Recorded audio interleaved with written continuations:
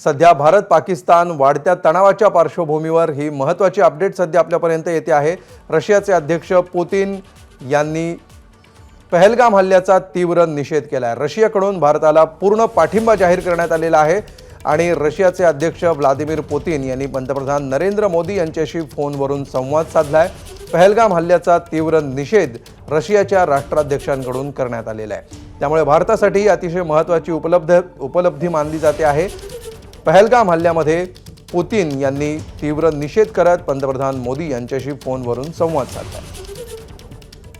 अधिक माहिती देतात आमचे प्रतिनिधी सोमेश कोलगे।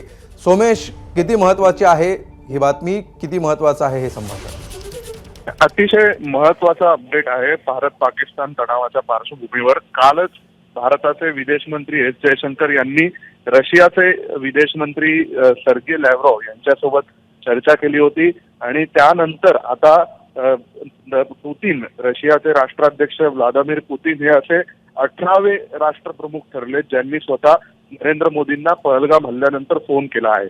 आतापर्यंत 17 राष्ट्रप्रमुखांचे नरेंद्र मोदींना फोन येऊन गेले आणि त्यांनी पहलगाम हल्ल्याचा निषेध केला आणि भारताला पाठिंबाही दर्शवला होता। आता भारत पाकिस्तान तणावाच्या पार्श्वभूमीवर पाकिस्तानला कुठेतरी चायनाचा पाठिंबा मिळतोय की काय, अशा पार्श्वभूमीवरती रशियन राष्ट्राध्यक्ष व्लादिमीर पुतिन यांनी नरेंद्र मोदींना फोन करणं आणि भारताला पाठिंबा जाहीर करणं याचं एक वेगळं महत्त्व आहे।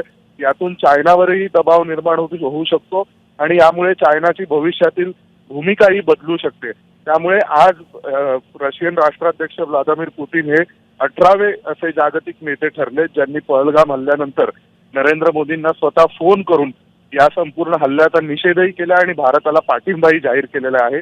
9 मेला जी विक्ट्री परेड रशियाला होणार होती त्याला नरेंद्र मोदी अतिथी म्हणून जाणार होते, परंतु त्यांनी पहलगाम हल्ल्यानंतर त्यांचं आतिथ्य कॅन्सल केलं होतं आणि तिथे त्यांचा रशिया दौरा रद्द केला होता। त्यानंतर राजनाथ सिंग जाणार अशी चर्चा होती, त्यांनी आपला रशिया दौरा रद्द केला। आता पुतिन यांनी नरेंद्र मोदींना फोन केलेला आहे, त्यामुळे विक्ट्री डे परेडला कोण जाणार हे देखील पाहणं औत्सुक्याचं ठरेल भारताकडून। पण अतिशय महत्त्वाची आणि मोठी बातमी आहे की पुतिन यांनी भारताला पाठिंबा जाहीर केला आहे। धन्यवाद सोमेश या सविस्तर माहितीबद्दल।